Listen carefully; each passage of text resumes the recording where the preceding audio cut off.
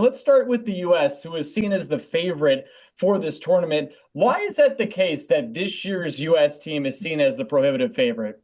Yeah, this is the most loaded Team USA has ever been. The offense a couple of years ago, it was just as loaded, and everybody was talking about, oh, this is a great offense. But then we would always say, oh, and then you looked at the pitching staff, and as much as I think Merrill Kelly has had a very admirable career, he was the ace of Team USA in 2023.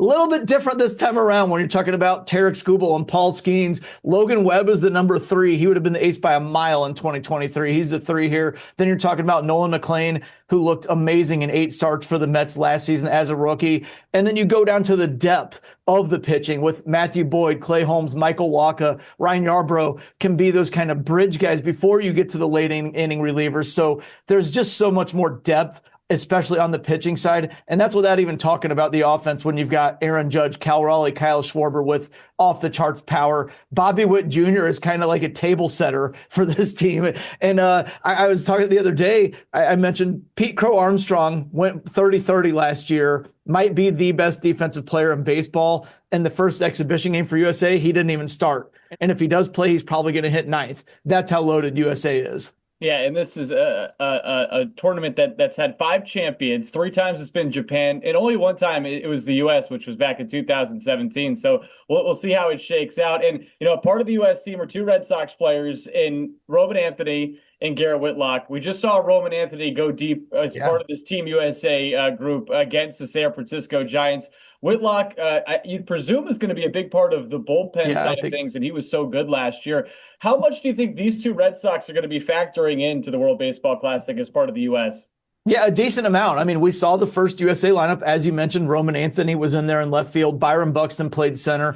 Given Buxton's injury history, I don't think he's going to play every single game, all game. Given Pete Crow Armstrong, how good he is at defense, I know in the late innings, USA is going to bring him in defensively. There might be games where Pete Crow Armstrong starts in center field and Mark DeRosa elects to play Byron Buxton in left. But again, Roman Anthony's going to be a big factor in this. He's going to start a lot of games in left field. He might come in during the game, but I think you're going to see him almost every game, and he is talented enough to warrant that. But again, it goes back to the depth point. If he's not starting, it just shows USA's depth that he's on the bench and how good USA is.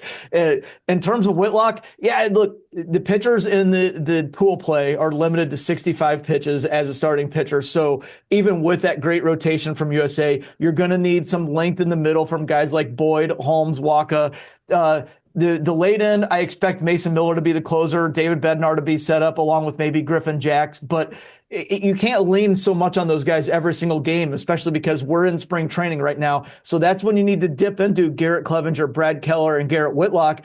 They're going to be a very important part of this team. And that's why I think Team USA is so good, is those guys would have been the primary setup men in years past. And now we're talking about Whitlock being like the 6th best late inning reliever for USA, or one of the bridge guys. Like, that's just how loaded USA is. But I expect both to factor in pretty decently for USA. We have to give respect to Japan. They've won this 3 out of the 5 tournaments. They won it in 2023, the last World Baseball Classic. They're going to be loaded again this year. Matt, they have Shohei Ohtani obviously leading the way. Masataka Yoshida is going to be a part of the group as well, another Red Sox in the World Baseball Classic. But what faces for this group are you excited to see outside of those 2? Yeah, I mean, we're always going to be excited to see Shohei Ohtani. I am a Cubs fan by birth, so I like seeing Seiya Suzuki in this event. He hadn't gotten to play in it in 2023 because he had an oblique injury. But for somebody that people in USA might not be as familiar with, we could look for Hiromi Ito. He was the Sawamura winner, which is the Japan version of the Cy Young last season. So along with Yamamoto, they've got Ito. So they've got a pair of aces there atop the Japan rotation. The Dominican Republic, it feels like every year you look at, every time this World Baseball Classic rolls around, you look at the lineup and it is always so loaded. And this year, that's the case again. You got the likes of Vladdy Jr. in there, Juan Soto, Julio Rodriguez. Why are they not seen as a favorite or the favorite in this tournament compared to U.S. or even Japan?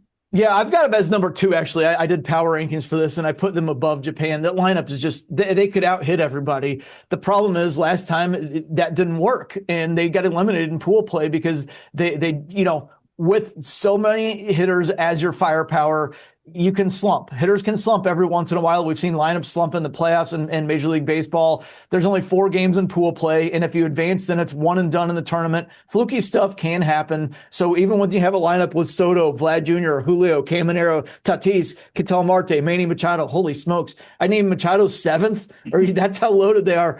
But then you go to the pitching staff. Okay, Christopher Sanchez, really good start there. Sandy Alcantara, is he going to be inconsistent like he was last year? Brian Bayo, you know about the inconsistency that can happen there. Luis Severino, what's still in the tank there? Then there's not as much depth. I mentioned USA, all the depth and the long guys that you need to bridge the gap to the late innings. The middle guys, they don't have great arms there before they get to Camilo Doval and Carlos Estevez at the end of the games. Something that might do them in might be the 6th, 7th, and 8th innings when they're on defense. So it'll be interesting to see how it unfolds. But yeah, I mean, they're loaded. They're, for me, the second highest chances to win the tournament after USA. Yeah, I think the beauty of this tournament, Matt, is just seeing, how many countries love the game of baseball and how well represented across the globe the sport really is. So I mentioned the 3 teams in this chat, the US, Japan, and the Dominican Republic. Those are seen as the prohibitive favorites in the tournament. But what other teams do you think that it could make a run here in the World Baseball Classic? Well, we saw when we first started this tournament over 20 years ago, there were a lot of Latin American countries where, soccer, to them, football was the main thing, and they didn't care as much about baseball. Baseball was a hotbed in like Puerto Rico, Dominican Republic, Venezuela somewhat, but a lot of the other countries it wasn't. It's starting to grow, and Colombia has given scares to a much bigger teams or much well-known countries in this tournament before. Panama's starting to get a little bit of a foothold there, and I'm taking a look at Mexico. Mexico made a run last time, and you look at the roster right now, starts with Randy Arozarena, who we've seen in the playoffs in Major League Baseball make a lot of noise. Jarren Duran, as you well know, was on that team. Alejandro Kirk, Jonathan Aranda, a lot of AL East flavor in there, but they've got some players on Mexico. The rotation, not great, but remember, those guys are capped, and it starts with Taj Bradley, Taijuan Walker, Javier Assad of the Cubs. Mexico could make some noise, especially I expect them to advance out of USA's pool. I think they'll be the number 2 seed. And then, as I mentioned, you get into the quarterfinals, semifinals, finals. Those are one and done games. It's not like you have to win a 7-game series. So Mexico could really make some noise here.